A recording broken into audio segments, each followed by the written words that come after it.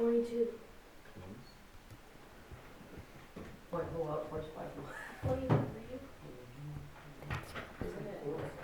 27 in the New Testament, as we know it.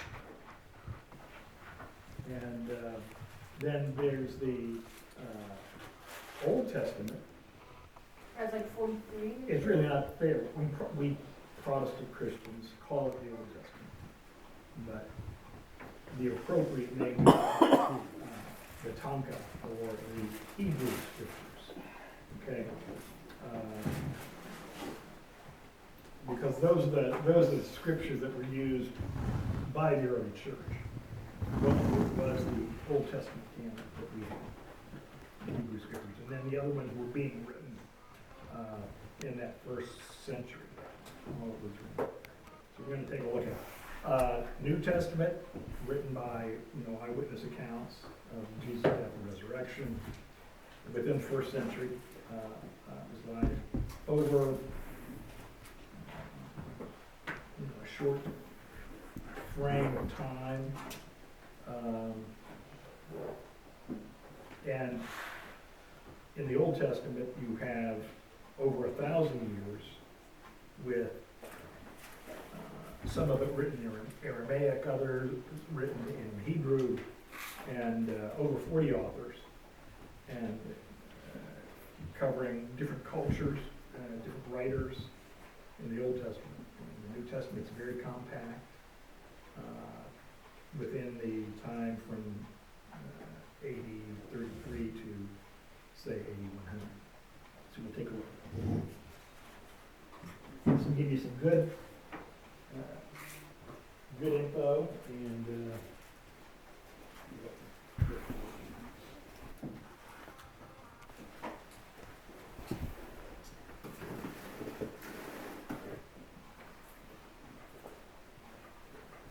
Open up a Bible to its table of contents. You'll see it's made up of two large collections, the Old and New Testament. The word testament refers to a covenant partnership, which is what both of these collections are all about. They tell one epic and complicated story of God's covenant partnership with Israel and all humanity. The Old Testament is called Tanakh in Jewish tradition. It's a unified scroll collection of 39 Israelite texts that were over 1,000 years in the making. In contrast, the 27 books of the New Testament all came into existence within 30 to 40 years of each other. They were all written by first-generation followers of Jesus. From an early period, Christian communities began collecting these texts and reading them alongside the Old Testament as one unified story that leads to Jesus. The New Testament begins with 4 narrative books that together are called the Gospel. They tell the story of Jesus of Nazareth's life, death, and resurrection as an announcement of good news. They're followed by a 5th narrative work called Acts of the Apostles. Here, the risen Jesus commissions the apostles, a word that means the sent ones. They're appointed as Jesus' representatives to spread the good news about him throughout the ancient world. After Acts comes a collection of letters from the apostles. These were written to provide teaching and guidance for local communities of Jesus' followers called churches. There are 13 letters connected to the Apostle Paul, and they're not arranged in the order of when they were written, but rather from the longest to the shortest. Then there's the letter to the Hebrews, written by a close but unnamed associate of the apostles. After this are the letters of James, Jude, Peter, and John. 2 were brothers of Jesus, and 2 were among his first followers. The last New Testament book is the Revelation, a letter to 7 churches that reveals a prophetic word of challenge and comfort to all of Jesus' followers. So those are the books of the New Testament, but what are they about? And how do they connect with the Old Testament to make up one unified story? Think of it this way. The Bible is one long epic narrative with multiple movements or acts. The Old Testament recounts the first series of acts that give you everything you need to make sense of the story to follow. The core themes and the plot conflict are arranged in design patterns. And then in the New Testament, these are all picked up and carried forward to the story's culmination in Jesus. Let me show you what I mean. The first act is about God and all humanity. God provides a sweet garden temple for humans who are made to be God's partners in ruling the world. But the humans are foolish, and they give in to a dark temptation and rebel against God's wisdom. So they're exiled into a wilderness where they start killing each other. They build cities that spread their selfishness and oppression, leading up to the big bad city of Babylon. But God loves the world and its foolish humans, so he sets in motion a rescue plan by promising the arrival of a new human who will destroy the evil that has lured us into self-destruction. The next act of the biblical story is about God and Israel, and it develops the themes and patterns of the first act. God calls a new humanity out of Babylon into a sweet garden land. Abraham, Sarah, and his descendants, the Israelites.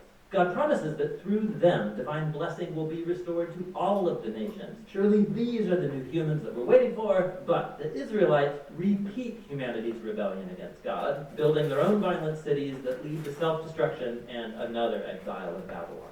But God sustains his promise that the new human will come from Abraham's lineage. It will be a priest king who will now have to rescue both Israel and humanity from Babylon to restore God's blessing to the world. Now, notice how these two acts are designed according to the same pattern. The second act is a longer and more violent version of the first, and together they explore the tragic human condition, but they also highlight God's promise, which is developed more in the next act, the Old Testament prophets and poets. The prophets accused Israel and all nations of their evil, and they announced that one day God himself would arrive to bring the day of the Lord and deliver his world from Babylon. He would do it through a promised royal priest who's going to suffer like a slave and die for the sins of Israel and all humanity, but then he'll be exalted as king over the nation. He will call others to leave Babylon and join the new covenant people who will partner with God to rule over a new Jerusalem, that is, over a new creation. And so the Old Testament concludes by anticipating a new act in the story. And when you turn to the New Testament, it's the same story, now being carried forward in Jesus. Let's see how. The four gospel accounts introduce Jesus of Nazareth, both as the promised son of Abraham who will restore God's blessing to the nations, and also as that new human who will defeat evil and restore humanity to partnership with God. So Jesus is portrayed as a human, and more. He went about announcing the arrival of God's promised kingdom, and he spoke and acted as if he was Israel's divine king. But instead of calling himself king, Jesus referred to himself as the Son of Man, that is, the human one who would act like a servant. The Gospels are making the claim that in Jesus, Israel's God has become the faithful Israelite and the true human that we are all made to be but have failed to be. Jesus' mission was to confront that dark evil that lurks underneath humanity's evil, luring us into selfishness, violence, and death. But how do you defeat that kind of evil? The surprising answer in the Gospels is that Jesus overcame our evil by allowing it to kill him on his paradoxical throne, the cross, where Jesus died for humanity's evil and sin. And it's where he lived out what he taught, that nonviolence, forgiveness, and self-giving love are the most powerful things in the universe. And because God's love for his world is stronger than evil or death, Jesus was raised to new life as the prototype of a new humanity, and this brings us to the story of Acts. Through the Spirit, God empowers Jesus' followers to spread the life and love of Jesus out into the world as they invite people to leave their old humanity and join Jesus' multi-ethnic family, the new humanity. This is where the letters from the apostles fit into the story. Here the apostles address early Christian communities, and they show how the good news about the risen King Jesus changed history and should reshape every part of our lives. They also explained the good news by constantly appealing to stories from the Old Testament and the stories of Jesus, showing us how to see our own life stories as part of the epic biblical story. So all humanity is trapped in a Babylonian exile, but Jesus came to create a new home. We're all living in different kinds of Egyptian slavery to selfishness and sin, but Jesus died as the Passover lamb to liberate us into the promised land. Our old humanity is bound for the dust of death, but Jesus' resurrection opened up a new future for a new humanity. We live here in the current evil age, but through Jesus and the Spirit, a new creation has burst open here and now. And this leads us to the book of Revelation, where the whole biblical story comes together in powerful symbolism and imagery. Jesus is portrayed as a slaughtered, bloody lamb, who is exalted as the divine king of the world. He's leading his people out of slavery and exile in Babylon. And as they resist Babylon's influence, they may have to suffer alongside their slain leader. But when you follow the risen king, not even death can prevent the dawn of the new creation, which is here depicted as a new Jerusalem garden temple, the true home of humanity after its long exile. And so on the Bible's last page, heaven and earth are reunited, And the new humans take up their appointed task from the Bible's first page, to rule the world together in the love and power of God. The New Testament is a remarkable collection of documents. They represent the testimony of the apostles that points us to the risen Jesus himself. And through God's Spirit, these human words have been speaking a divine word of hope from the first century to the 21st. Each book shows how God, through Jesus and the Spirit, is leading our world to its ultimate goal in a renewed creation. And so the story's end is really the beginning of a new story that is yet to be told. And that's what the New Testament is all about.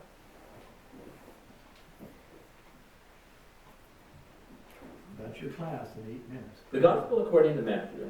It's one of the earliest official accounts about Jesus of Nazareth, his life, his death, and his And should any of you be interested in this project, this is done by young New Testament scholars and creative artists. You can go to the Bible Project online and then pick out, you have overviews of any book of the Bible. Also, they have verse-by-verse caricatures for studies too, of anything you want to do. It's very creative. The scholarship is on the mark, and it's current. You get good stuff. It's trustworthy stuff. There's goofy stuff out there, but this stuff is real solid. So, should you ever want to look at a particular book in the Bible, these clips capture a good overview.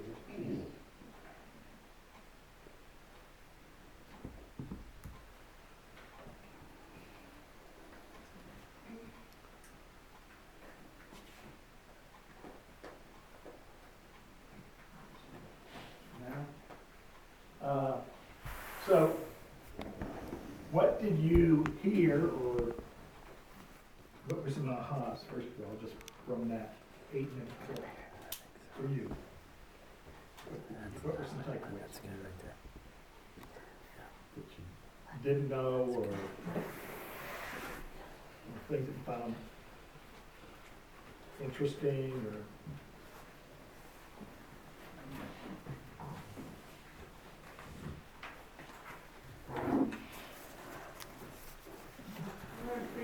There were like two different like sets of people and stuff.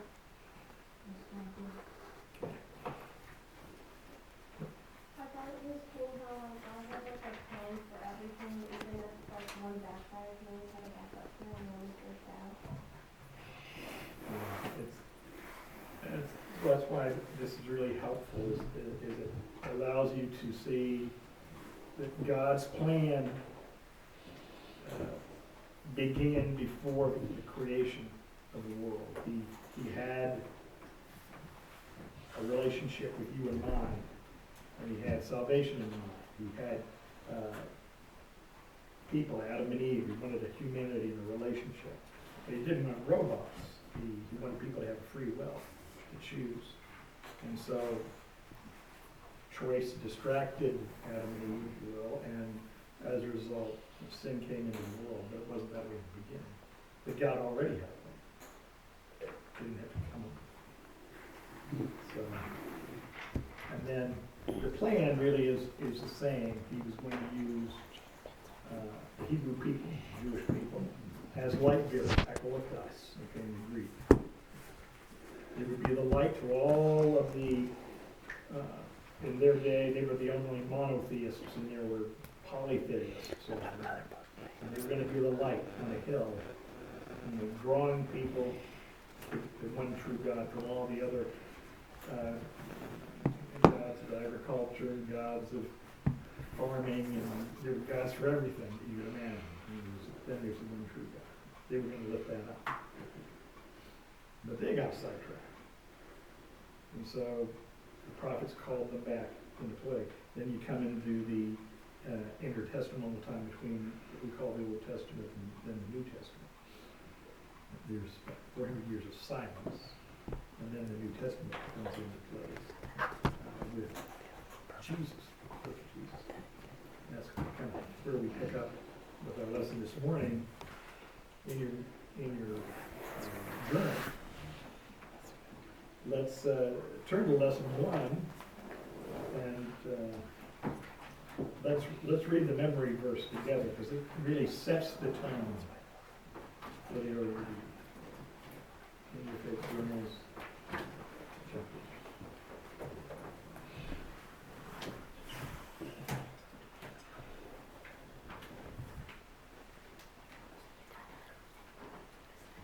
Memory verse.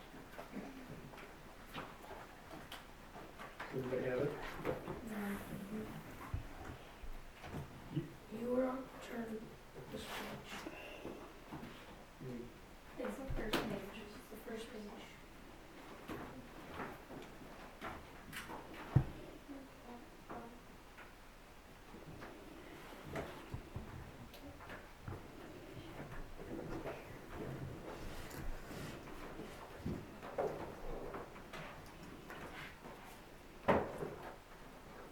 Let's read that together, okay? Long ago, God spoke to our ancestors in many and various ways by the prophets. But in these last days, he has spoken to us by his Son, whom he appointed heir of all things, through whom he also created the worlds. He is the reflection of God's glory and the exact imprint of God's very being. He sustains all things by his powerful word. When he made purification for sins, he sat down at the right hand of the Majesty on high. That's your memory verse for week 1. Okay. So the writer of Hebrews links it to what God did long ago. Same, God hasn't changed his plan. Okay, and his plan is salvation, but it's also restoration of the total creation of all things under the head of Christ. That's what he's getting at here.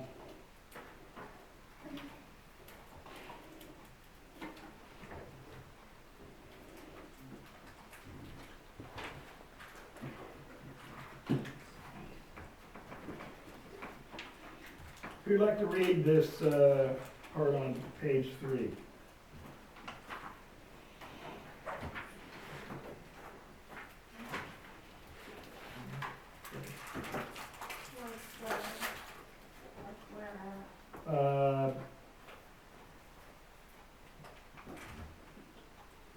Like the one that starts with you straining down.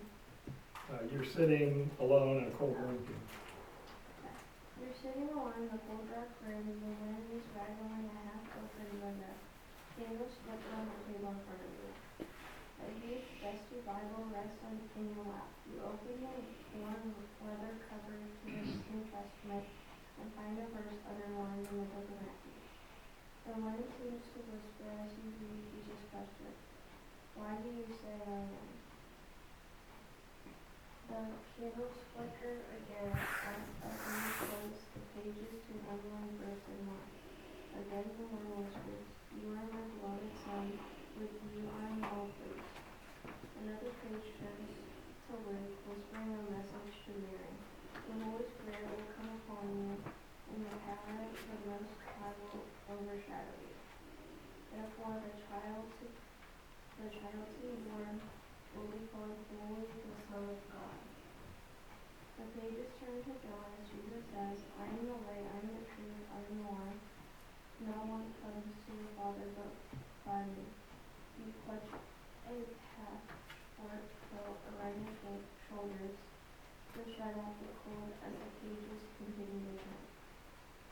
Luke's book of Acts whispers, "There is salvation in no one else, for there is no other name under heaven given among people by which we must be saved."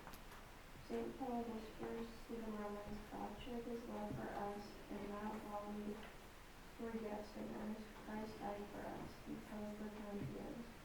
For no other foundation can anyone lay that which is laid, which is Jesus Christ." Again he whispers, "He died for all, that who might live no longer for themselves but for him.